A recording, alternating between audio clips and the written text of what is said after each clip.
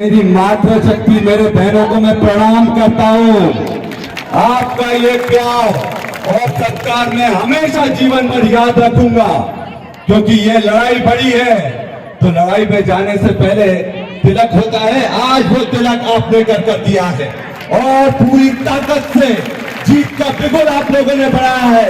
एक जोरदार नारा सब लगाएंगे, कांग्रेस पार्टी, कांग्रेस पार्टी, टाटा मामा अमर रहे, टाटा मामा, बिरसा मुंडा, बिरसा मुंडा। मैं सबसे पहले अपने पूर्वजों को याद करता हूं, क्योंकि अगर हमारे पूर्वज नहीं होते तो ये लड़ाई हम नहीं जीतते। और आज मंच पर जो भाषण देने का अवसर मिल रहा है वो हमारे पूर्वजों की देन है, हमारे पूर्वजों की देन है। मैं बाबा देव को नमन करता हूं, उनके चरणों में नमन करता हूं, जिनके आशीर्वाद से पूरे जिले में एक तरफा कांग्रेस की आंधी चल रही है। मैं अपने बहनों को, अपने कार्यकर्ताओं को, सबको नमन करता हूं। आज हमारे बीच में हम सबके आदिवासियों के मसीहा, पूर्व मुख्यमंत्री, राज्यसभा सदस्य, हमारे परम आदरणीय राजा साहब दिग्विजय जी हमारे बीच में मौजूद हुए। एक बार जोरदार ताली से हमारे राजा साहब के लिए ताली बजाएं।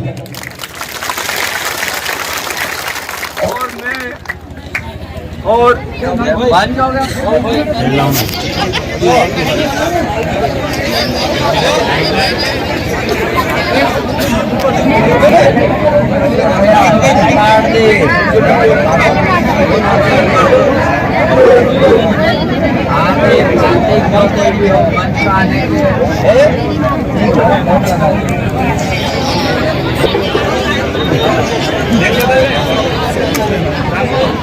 ये क्या है?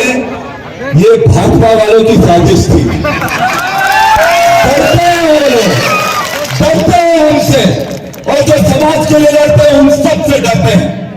तो मैं कह रहा था, देखो राजा साहब का नाम लेते ही नाम बंद कर दिया। ये दिग्विजय सिंह जी की ताकत है, और उनको राजा ऐसे ही नहीं कहते क्योंकि उनके पुरुष हैं, राजा थे। उनको राजा इसलिए कहते हैं क्योंकि आदिवासियों दिलों पर वो राज करते हैं, इसलिए उनको राजा कहते हैं। साथियों, ये लड़ाई में मैं अकेला नहीं हूं, आप सब मेरे साथ पूरी ताकत से खड़े हैं। और भानु भूलिया क्या कहता है? पहले तो बोलता है कि ये डॉक्टर नहीं है, मैंने बोला इलाज का दूंगा तो पलट गया। फिर कहता है कि आदिवासी नहीं है। मैं भानु भूलिया को कहूंगा कि आदिवासी के बारे में कहावत है। क्या कहावत है पता है? कि आदिवासी किसी को छेड़ता नहीं, और छेड़ दे तो उसको छोड़ता नहीं, और तुझे तो छुड़ेगा ही नहीं। और भानु भूलियो, हम तक तो आदिवासी से तू चिंता मत करते, अपनी कांग्रेस की सरकार आविरी से, और सरकार बना ही तारा तक का इलाज करती हो। सही है कि नहीं? इलाज करना चाहिए कि नहीं करना चाहिए? और ये तारो भांजगड़ी, तारो गुंडागर्दी, तारो माफियागिरी सब भुला दी दो। और इनके भाई भानु भूलिया भाइयों ने भांजगड़ी कर दो, चमकाइयो, धमकाइयो, और पूरा लुटवाई गई सरकार इनकी बैठी है। मैं भानु भूलिया को बोलना चाहूंगा और बीजेपी के लोगों को बोलना चाहूंगा, पूरे मध्य प्रदेश में आदिवासियों ने लड़ाई लड़ी, राज्य का दो, जेल भी गए, किसने लड़ाई लड़ी, हमने लड़ाई लड़ी। दिल्ली में जब आदिवासियों को पेशवाब कर दी तो लड़ाई लड़ने कौन गया? डॉक्टर विक्रांत भूलिया वहां पर गया लड़ाई लड़ने आदिवासियों की। पूरे मध्य प्रदेश में एक 10 आदिवासी स्वाभिमान यात्रा किसने निकाली? डॉक्टर विक्रांत भूलिया ने निकाली। निर्माण में हमारी बहनों को बलात्कार कर जिंदा गाड़ दिया गया। तब भानु भूलिया कहा था जब बहनों को जिंदा गाड़ा गया, एक मुंह से आवाज नहीं निकली और खुद को पक्का आदिवासी के। जब नीमच में हमारे आदिवासियों को गाड़ी से बांधकर रगड़ रगड़ कर मार डाला गया, तब भानु भूलिया और बीजेपी कहा थे, क्योंकि बीजेपी के सरपंच नहीं करा था ना। एक चीज ध्यान रखना, भानु भूलिया क्या कहता है? भानु भूलिया कहता है कि भाटो मारो वाले असल आदमी से, भाटो मारो वाले असल आदमी आदिवासी से, असल आदिवासी से कि बदमाश से। मुझे बताओ, जो भाटा मारे वो असली आदिवासी है कि बदमाश है? जो बदमाश है कि आदिवासी है? जो गुंडागर्दी करती उसको तो भाटा ही मारना सीखना पड़ेगा। और मैं भानु भूलिया से पूछता हूं, ये बोलता है कि गोफन चलाना आता है कि नहीं आता? भानु भूलिया गोफन चलाना नहीं तो नहीं आता, पर सर्जरी करना मेरे को बहुत अच्छी तरीके से आता है और अच्छे से सर्जरी करूंगा इस बार, पक्की सर्जरी। और मैं भानु भूलिया से पूछता हूं कि गोफन चलाना हम आदिवासी अपने को रक्षा करने के लिए करते थे, करते कि नहीं? अपनी रक्षा करनी हो तो गोफन चलाते, आजकल नहीं चलाते हैं। आजकल जरूरत नहीं पड़ती है, क्योंकि हम आदिवासी खुद इतने ताकतवर बन गए हैं, बड़े लिखे बन गए हैं, लड़ाई लड़ने वाले बन गए हैं, आवाज बुलंद करने वाले बन गए। तो कोई हमें परेशान कर सकता है क्या? नहीं कर सकता। और सबसे बड़ी बात है, सबसे बड़ी बात है कि मैं भानु भूलिया से पूछता हूं कि आज वो बोलता है कि आदिवासी वो है जो गोफन चलाकर पत्थर मारता है। मैं पूछता हूं, उसने अपने बच्चों को गोफन चलाना सिखाया कि नहीं सिखाया? क्यों? खुद के बच्चों को तो महंगे महंगे इंग्लिश मीडियम स्कूल में पढ़ाता है और हम आदिवासियों को बोलते हैं गोफन चलाना सीखो। भले पढ़ाई लिखाई करेंगे तो हम गोफन चलाएंगे। आज पढ़ लिख कर हम डॉक्टर भी बनेंगे, सर्जन भी बनेंगे, कलेक्टर भी बनेंगे, अधिकारी भी बनेंगे, मंत्री भी बनेंगे, मंत्री भी बनेंगे और भानु भूलिया जैसे गुंडों को ठिकाना भी लगाएंगे। हम वो आदिवासी। देखो एक बात पक्की है, अगर डॉक्टर को चुनोगे तो पूरी आने वाली पीढ़ियां समझ जाएंगी। क्या? डॉक्टर को चुनोगे तो आने वाली पीढ़ियां समझ जाएंगी, और भानु भूलिया को चुनोगे तो आने वाली पीढ़ियां नशेड़ी बन जाएंगी। हम क्या कहते हैं? हम कहते हैं हर हाथ रोजगार, मतलब तुमको रोजगार मिलना चाहिए अपने परिवार को चलाने के लिए, अपने परिवार को मजबूत करने के लिए। आज अपना आदिवासी भाई कार्य करता है, मेहनत करता है, पसीना बहाता है, खेत जोतता है, पर वो कभी ये नहीं चाहता कि उसका बेटा भी बाकी करे। सही है कि नहीं? सही है कि नहीं? अपन चाहते हैं अपना बच्चा पढ़ लिख कर आगे बढ़ जाए, बड़ा अधिकारी बने, डॉक्टर बने, और इसलिए हम कहते हैं हमारा क्या नारा है? हर हाथ रोजगार। क्या नारा है हमारा? हर हाथ रोजगार, सबको नौकरी मिलना चाहिए, हर हाथ रोजगार। और भानु भूलिया का क्या है नारा? हर हाथ गोफन। हर हाथ में गोफन लगेगा, बोलो लो जितना लड़ना है लड़ो। कोई थाने पर जाएगा तो उसके भाई तो भाजगड़ी करेंगे, उसके थाने पर तो उसके भाई लड़ेंगे, भाजगड़ी करते हैं, कौन मिलेगा? और भानु भूलिया का एक और नारा है, हम क्या बोलते हैं? हर हाथ रोजगार। भानु भूलिया का क्या नारा है? हर हाथ बाटली, हर हाथ बाटल। दारू का धंधा करता है तो हर हाथ बाटल दे रहा है उसको, अपने आदिवासियों को पीछे ले जाने का ये काम कर रहा है। मुझे बताओ कोरोना का समय आया है, कोरोना में अपन सबने अपने अपने परिवार के लोगों को खोया है कि नहीं खोया? मैंने भी अपनी बहन को खोया, हमारे परिवार से 7 लोग चले गए, जीजा जी और सबको मिलाकर सबने खोया। तब बीजेपी वाला कोई बाहर नहीं आया, तो बीजेपी वाला कोई बाहर आया, उसने बोला चलो मैं तुम्हारा इलाज करवा देता हूं, चलो मैं तुम्हें अस्पताल में बिस्तर दिलवा देता हूं, चलो मैं तुम्हारे लिए कुछ मदद कर देता हूं। तब सब के सब दिल में घुसकर बैठे हुए थे, बोले क्या दिमाग नहीं बढ़ा यार, दिमाग पड़ गया तो राजनीति कहां से करेंगे। और उस समय कोरोना के समय मैं और मेरी पत्नी दिन रात मेहनत करते रहे ताकि अपने आदिवासी भाइयों की जान बचा सके, सभी लोगों की जान बचा सके, ज्यादा के लोगों की जान बचा सकते हैं। और हमने बहुत लोगों की जान भी बचाई, यहां तक कि जब अपने आदिवासी भाइयों को बाहर से यहां नहीं आने दे रहे थे, गाड़ी बेचने नहीं दे रहे थे, बोला कि नहीं गाड़ी नहीं बेचना, वहां से कोरोना आ जाएगा।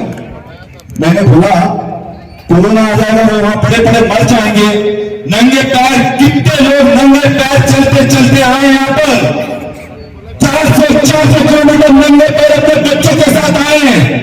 बीजेपी ने एक भी गाड़ी करवाई क्या? एक गाड़ी नहीं करवाई, उल्टा उन्होंने पेट्रोल पाउडर बंद कर दी, बोले कोई अंदर नहीं आ जाए। कोई खरी बात है कि नहीं? कोई खरी बात है कि नहीं? अपने लोगों को मरने के लिए छोड़ दिया, कोई नहीं आया। और हमने भूरिया जी ने तब धरना दिया था कलेक्ट्रेट पर, और उल्टा हम पर एफआईआर करी गई थी, अरे आप ये गलत काम कर रहे हैं। और उसके बाद गाड़ियां भेजना शुरू हुई, और हमने गाड़ियां भेज कर कर्नाटक से लेकर केरल से लेकर अहमदाबाद से लेकर जम्मू कश्मीर से सब लोगों को लेकर आए हमने। तो हमने गलत करा क्या? सही करा ना। और ये उस समय घर में छुपकर बैठे हुए थे। अब बात यह है कि अपनी सरकार आ रही है, यह पक्की बात है। क्या होता है कि धर्म पूरे का नाम लेते दिन खराब हो जाता है, पर क्या करें, जवाब तो देना है, क्योंकि वो नाम लेने लायक नहीं है, पर जवाब तो देना पड़ता है। अगर कोई झूठ बोल रहा होगा तो उसका ठीक तो करना पड़ेगा, जो बोलते नहीं आदिवासी छेड़ता नहीं, पर छेड़ दे तो फिर छोड़ता नहीं। तो आज क्या उसको ठोकना थोड़ा जरूरी था। और साथ में आज मैं आपको बता दूं, अपनी सरकार बन रही है, चाहे टीवी देख लो, चाहे मोबाइल खोल लो, चाहे पेपर पढ़ लो, अपनी सरकार हर सर्वे में कांग्रेस को 150 से 155 सीटें मिल रही है। कितनी हो रही है? 150 से 155 सीटें। और एक तरफा लहर आ रही है, लहर है कांग्रेस की पूरे मध्य प्रदेश में। राजा साहब तो पूरे मध्य प्रदेश में घूम रहे हैं, जबरदस्त लहर है, एक तरफा माहौल है कांग्रेस का पूरे मध्य प्रदेश में। और मुझे पूरा भरोसा है कि मेरी झाबुआ की जनता पूरी ताकत से मुझे जिताकर ऐतिहासिक मतों से भोपाल भेजेगी। तो जिताओगे कि नहीं जिताओगे? देखो एक हाथ उठाओगे तो थोड़ा गड़बड़ लगेगा, दोनों हाथ उठाओगे तो समझ में आएगा। जिताओगे कि नहीं जिताओगे? अपनी सरकार बनाओगे कि नहीं बनाओगे? और पूरी ताकत से लड़ोगे कि नहीं लड़ोगे? तो पूरी ताकत से तैयार हो जाओ। और अपनी सरकार में आपको मैं बता दूं, अपनी सरकार में अभी अपने घर पर बिजली कट रही है कि नहीं कट रही? क्यों बिजली कितने लोगों को कट रही है कि नहीं कट रही? अरे हाथ उठा के बता कितने लोगों को बिजली कट रही? सबके यहाँ बिजली कट रही है, पूरे के पूरे राजस्थान गांव अंधकार में चल रहे हैं अभी। और बिजली आती है तो मोटर उड़ जाती है, सही है कि नहीं? बिजली आती है तो मोटर उड़ जाती है। और अगर मोटर चला रहे हैं तो भाजपा के कार्यकर्ता जो एमपीपी के लोग हैं वो लोग उठाकर मोटर ले जाते हैं, सही है कि नहीं? मुझे मेरा ये कहना है, ये लोग अपने लिए कुछ नहीं करते। इससे पहले जब अपनी सरकार चली थी, अपन ने कर्जा माफ करा था कि नहीं करा था? करा था कि नहीं कर्जा माफ? 1 साल की सरकार में हमने कर्जा माफ कर दिया, और ये लोग 18 साल से कुछ नहीं कर पाए। मैं आपसे वादा करता हूं, मैं आपसे वादा करता हूं, जैसे ही हमारी सरकार बनेगी, किसानों को, आदिवासियों को 5 हॉर्स पावर तक की मोटर का कोई बिल नहीं लगेगा।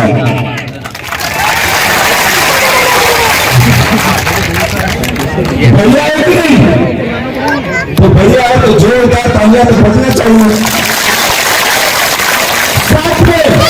साथ में घर में, जिसके भी घर में 100 यूनिट बिजली वापरते हैं, उनको 100 यूनिट तक कोई बिजली का बिल नहीं देना पड़ेगा। तो आप मुझे बताओ, घर की बिजली भी फ्री, मोटर भी फ्री, तो कोई मोटर उठाकर ले जाएगा सर? नहीं ले जाएगा। और कोई आपके गांव में बिजली काटने आएगा कि नहीं आएगा? कोई नहीं आएगा। और साथ में राजा साहब, ये लोग बड़े चक्र हैं। क्या होता है कि सोचे कि आदमियों को तो नहीं ठगा, तो अपने चलो बहनों को ठगा लेते। हमने लाडली बहना योजना निकाली, तो उसमें क्या करा, पूरे 1 साल तो कुछ नहीं करा। अब सोचा क्या करे, तो उन्होंने करा 2 महीने के लिए 1,000। कितने? 2 महीने के लिए 1,000, और 2 महीने के लिए 1,000 दिए। उसके बाद वो भी बंद कर दिए। मैं पूछता हूं मेरी बहनों से, 1,000 रुपए में घर चलता जाएगा? तो चलता है कि नहीं चलता? 1,000 में घर नहीं चलता है। महंगाई इतनी हो गई है, पेट्रोल महंगा, डीजल महंगा, खाद महंगा, बीज महंगा, आटा महंगा, नमक महंगा, शक्कर महंगी, सबको महंगा। और आजकल बीजेपी तो विधायकों की भी बोली लगाने लगी है। एक विधायक 50 करोड़ रुपए, तभी तो सरकार ने जुड़े हुए थे। भाई ठीक है, तो मैं अपने बहनों को बोलना चाहूंगा, ये 1,000 रुपए में पूरा परिवार का भविष्य खराब हो जाएगा अगर गलत निर्णय नहीं हुए तो। और इसलिए हम अपनी सरकार में बहनों को 1,500 रुपए हर महीना देंगे। क्या करेंगे? 1,500 रुपए हर महीना। और चिंता मत कर दो, जिसकी बेबैया हो उसको भी 1,500 देंगे। मैं तो घर में झगड़ा हो जाए, अगर 2 बच्चे हो घर में, अगर नहीं मिले, एक तो मिले, एक तो नहीं मिले, तो झगड़ा हो जाए कि नहीं हो जाए? और पता है राजा साहब आपको बताओ, ये लाडली बहना योजना में इन्होंने पता एक पत्नी को देते, दूसरी को दिया नहीं, तो लड़ रही है। तो अपन ऐसा काम नहीं करेंगे सरकार में। जितनी बड़े उतना आपको 1,500 रुपए देंगे, उसकी चिंता मत करो। सबको समानता से हम देखते हैं। और साथ में अभी तो 1,200 रुपए में सिलेंडर मिलता है, गैस की टंकी मिलती है, वो 500 रुपए में देंगे। कितने में देंगे? 500 रुपए। ताली जितनी जोर से बजेगी तो समझ में आएगी, तो राजा साहब को बोलना पड़ेगा और बड़ा। और साथ में अपनी बहनों की और अपनी बेटियों की शादी के लिए अपन अपनी बहनों और बेटियों की धूमधाम से शादी करना चाहते हैं कि नहीं करना चाहते? करना चाहते हैं। तो अपनी बहनों बेटी की शादी अगर होगी तो अपनी सरकार में उस बहन को 1,00,000 रुपए सरकार देगी। 1,00,000। तो मुझे बताओ, 1,000 चाहिए कि 1,00,000 रुपए चाहिए? ये तो हाथ में क्या करें, 1,000 चाहिए कि 1,00,000 रुपए चाहिए? 1,00,000 रुपए चाहिए ना। और जितने 1 हाथ रुपया उसका आधा पैसा मिलेगा, या तो पूरा पैसा दो तो 2 हाथ रुपया पड़ेगा, तो 2 हाथ रुपये 1,00,000 ठीक है, 1,000। तो कोई भी बहन बेटी की शादी होगी अपनी सरकार में, उसको अपन 1,00,000 रुपए की मदद करेंगे। और एक और चीज बताओ, लाडली बहना योजना जैसे शुरू हुई वैसे ही इन्होंने सारी पेंशन बंद कर दी। पेंशन बंद कर दी कि नहीं बीजेपी लोगों ने? बाबा पेंशन बंद, वृद्धा पेंशन बंद, विकलांग पेंशन बंद। अपनी सरकार में अपन पेंशन वापस चालू करेंगे। जब अपनी सरकार आई थी तब अपन ने 300 से बढ़ाकर 600 रुपए पेंशन करी थी हर महीना। अब अपन जो अपनी सरकार ने 600 से बढ़ाकर 1,200 रुपए हर महीना पेंशन देंगे। और साथ में 4 साल हो गए छात्रवृत्ति नहीं मिली है। बच्चों को छात्रवृत्ति मिली है क्या? 4 साल हो गए कोई छात्रवृत्ति नहीं मिली है। पहली बात है कि नहीं? 5 साल हो गए, मतलब 5 साल हो गए छात्रवृत्ति मिली। अब मैं ये बोलूंगा, अपनी सरकार में पहली से 7वीं तक के बच्चों को 500 रुपए महीना छात्रवृत्ति, 8वीं से 10वीं के बच्चों को 1000 रुपए महीना छात्रवृत्ति और 11वीं से 12वीं के बच्चों को 50 रुपए छात्रवृत्ति अपन देंगे। और अभी तो पिक्चर बाकी है, अभी पिक्चर बाकी है। और पिक्चर कैसे बाकी है? उसके अलावा अपने मकान जो प्रधानमंत्री आवास में बनाते हैं, वो प्रधानमंत्री आवास में जो मकान बना नहीं माइक दे दो नहीं तो बताओ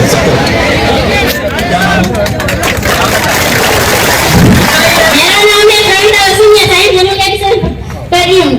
मैं तो 5 साल से छात्रा से नहीं मिली है, यहाँ से नहीं मिली है। जनता पार्टी से नहीं मिली है छात्रा से। देखो ये हकीकत है, ये युवाओं की हकीकत है। ना छात्रवृत्ति मिले, ना पेंशन मिले, ना इलाज का कोई खर्चा मिले। और अपनी सरकार में जो गांव में प्रधानमंत्री आवास के घर बनते हैं उसमें कितना मिलता है? 1,20,000। कल एक गांव में गए तो बोले 20,000 भी खाई दिया, 1 लाख मिलेगा। सही है कि नहीं? 1 लाख रुपए मिलेगा, 20,000 रुपए भी खाई गया बीजेपी के लोग। दादा भी मांगी रहा। चलो तो ये लोग कमीशन पूरी खाते हैं, ये लोग ट्रांसफर में भी पैसा खाते हैं, सब भी पैसा खाते हैं। ये खाना नहीं खाते, पैसा खाते हैं। ये खाना नहीं खाते, पैसे खाते हैं। और अपनी जेब जैसे चूहे कतर जाते हैं ना, अपनी जेब उतर रहे हैं लोग, चूहे की तरफ पूरी जेब खा रहे हैं लोग। और साथ में अपनी सरकार में जब इनकी सरकार है तो 1-1 लाख प्रधानमंत्री आवास में मिल रहा है। और शहर में कितना मिलता है? 2.5 लाख रुपए। अब मैं सवाल करता हूं, भैया गांव में सरिया महंगा, सीमेंट महंगी, गिट्टी महंगी, रेत महंगी, सब कुछ तो गांव में महंगी है। तो गांव में 1 लाख और शहर में 2 लाख रुपए, गलत है कि नहीं? तो अपनी सरकार में अपन गांव में भी प्रधानमंत्री आवास में 2.5 लाख मदद मिलेगी, 2.5 लाख रुपए की। और इसके साथ अभी इलाज करवाने अपन कहीं जाते तो पैसा लगता है कि नहीं लगता?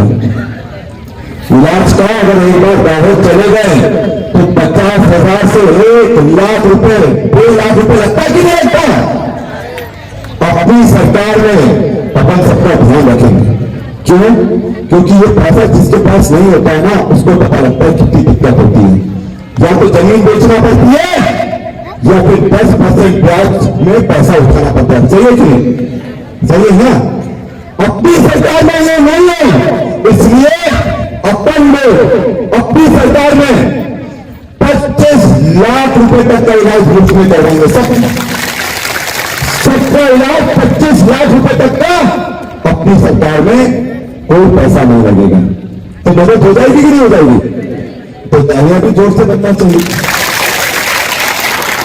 और साथ में अगर किसी के यहां कोई गमी हो, किसी के यहां गमी हो, तो अभी कोई दुर्घटना में मर जाता है तो सरकार की तरफ से कोई मदद होती है कि नहीं होती?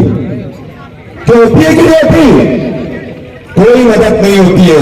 पर अपनी सरकार में अगर दुर्घटना में कोई भी चला गया तो उसको, उसके परिवार को 10 लाख रुपए की मदद अपनी सरकार करेगी। कितने की करेगी? 10 लाख रुपए की। ताकि अगर कमाने वाला चला गया तो बच्चों का पालन पोषण कर ले, पढ़ाई लिखाई कर ले, शादी जो बच्चों की होती है वो करवा दे। ये सब करवाएंगे अपन 10 लाख रुपए में। और साथ में इसके अलावा आप मुझे बताओ, ये कुंभलपुर पेट्रोल रोड बनी है कि नहीं बनी अभी तक? रोज एक्सीडेंट फैला, लोग मरिया, पर बीजेपी के लोगों को कोई मतलब नहीं है, क्योंकि दारू की गाड़ियां धड़ा जा रही है। रानू बुढ़िया पूरा परिवार उसका पूरा धड़ा उनका कोई मतलब नहीं है। रोड बनाने वाले हैं, गाड़ी जबरदस्त चलना चाहिए, रात में जाती है, सब रात में जाती है। और साथ में ये रोड बनाने की जवाबदारी हमारी, ये 2 पट्टी रोड बनाने की, राणापुर, कुंदनपुर और पिपरी रोड, ये 2 पट्टी बनाने की जवाबदारी हमारी। तो बढ़िया है कि नहीं? तो ताली तो बजाना पड़े अली भाई। और सबसे बड़ी बात मुझे बताओ, पानी की बड़ी बड़ी टंकी इन्होंने बना दी 4-4 करोड़ रुपए में, पर एक भी पानी की टंकी चल रही है कि नहीं चल रही? कोई भी गांव में पानी की टंकी चल रही है क्या? अरे पानी की टंकी नहीं चल रही, और पानी की टंकी सिर्फ दिखाने की है। और क्या है, एक दिन में गया तो बोला पानी है कि नहीं है? बोले नहीं पानी तो नहीं है, पर इसके नीचे बैठकर मिट्टी अच्छी हो जाती, छाव मिल जाती है। और 4 करोड़ की टंकी है। मेरा ये सवाल है, अगर 4 करोड़ की टंकी तुमने बना दी, एक हैंडपंप नहीं खाएगा 1-1 लाख रुपए में लगता है कि नहीं लगता? तो अगर 4 करोड़ की टंकी बना रहे हो, 400 हैंडपंप लग जाते एक पे, सही है कि नहीं? हर घर हैंडपंप हो जाता, पर कमीशन खाना था। गुजरात से ठेकेदार आते, बीजेपी वालों के साथ हाथ मिलाते, चलो काम करने दो। और पानी की जो कुंदनपुर की समस्या है, मैं जवाबदारी से बोलता हूं, आप लोग पूरी ताकत से मुझे जिताने का काम करो, और कुंदनपुर में पानी की समस्या नहीं रहेगी, ये मेरी जवाबदारी है। और सबसे बड़ी बात, अपनी सोसाइटी की दुकान पर घासलेट शक्कर मिल रही कि नहीं मिल रही? क्यों मिल रही कि नहीं मिल रही? देखो कितनी ताकत से बोल रहे हैं, समझो कितनी पीड़ा है। शक्कर और घासलेट नहीं मिल रहा, और कांग्रेस की समय जब दिग्विजय सिंह जी की सरकार थी तो मिलता नहीं कि नहीं मिलता नहीं? क्यों मिलता नहीं कि नहीं मिलता नहीं? तब मिलती थी। तो अब अपनी सरकार जब आएगी, अपन वापस घासलेट और शक्कर शुरू करवाएंगे। और साथ में अंगूठा लगाए लगाए घिस गया कि नहीं घिस गया? कितने लोगों का घिस गया? जरा हाथ तो उठा। सबका घिस गया, सबका अंगूठा घिस गया। और जो मेहनत करते हैं उनका अंगूठा तो घिसेगा ही ना। जो मेहनत नहीं करे उसका अंगूठा नहीं घिसे, बाकी जो मेहनत करे, गार्जी करे, खेती-बाड़ी करे, मजदूरी करे, उनका तो अंगूठा घिस जाएगा नहीं। तो ये क्या कहते हैं, अंगूठा नहीं लगा जरा हाथ धोकर वापस लगाओ, सही है कि नहीं? अंगूठा धोकर आओ फिर लगाओ। मेरा कहना है, जब कांग्रेस की सरकार में कूपन चलता था वो अच्छा है कि अंगूठा अच्छा है? क्या कौन सा अच्छा है? जब दिग्विजय सिंह की सरकार थी तब अंगूठा नहीं लगता था, तब कूपन में काम हो जाता था, होता था कि नहीं होता था? तो अपनी सरकार आएगी, वापस से अपन अंगूठा हटाने का काम करेंगे और कूपन वापस से शुरू करवाने का काम करेंगे। और एक और बहुत जरूरी बात कि आपको पूरी ताकत से दम लगाना पड़ेगा। ये जितना मैंने बताया ना, ये जितना मैंने बताया, ये तब मिलेगा जब अपने विधायक अपनी सरकार बनेगी। तो सोचो मिल रहा है तो फिर ऐसा नहीं होगा। जिताना पड़ेगा, सरकार बनानी पड़ेगी। तो आप सबसे पूछते हो, पूरी ताकत से जिताओगे कि नहीं जिताओगे? पूरी ताकत से जिताओगे कि नहीं जिताओगे? और पूरी ताकत से जिताओ। और ये मेरी जवाबदारी है। बूथ जिताने की जवाबदारी किसकी है ये बताओ? तो बूथ जिताने की जवाबदारी किसकी है? बूथ जिताने की जवाबदारी है आपकी, और भोपाल से काम लाने की जवाबदारी मेरी। तो लक्की खाई गया, लक्की खाई गया, लक्की खाई गया ना, तो पलटते नहीं जाओगे। देखो पलटना मत, अपन सबके भविष्य का सवाल है। ये एक वोट अपने आदिवासियों के अधिकार के लिए है, ये एक वोट युवाओं के रोजगार के लिए है, ये एक वोट महिलाओं के सम्मान के लिए है, ये एक वोट गरीबों के अधिकार के लिए है। तो ये एक वोट की कीमत बहुत है। अगर आपने ताकत से कांग्रेस को जिताने का काम करा तो आपको कोई नहीं हरा सकता, क्योंकि ये चुनाव मेरा नहीं, आप सबका चुनाव है। और मुझे पूरा भरोसा है, मेरी बहनों के साथ साथ मेरे भाइयों का, मेरे सब दोस्तों का, युवाओं का, छोटे भाइयों का जबरदस्त मदद मिलेगी। तो आप लोग एक बार जोरदार नारा लगाओ, लेंगे, लेंगे, बहुत बहुत धन्यवाद। जय राम जी की सबको धन्यवाद। बहुत बहुत धन्यवाद डॉक्टर विज्ञान गुरु जी, हमारे बीच हम खुशकिस्मत हैं।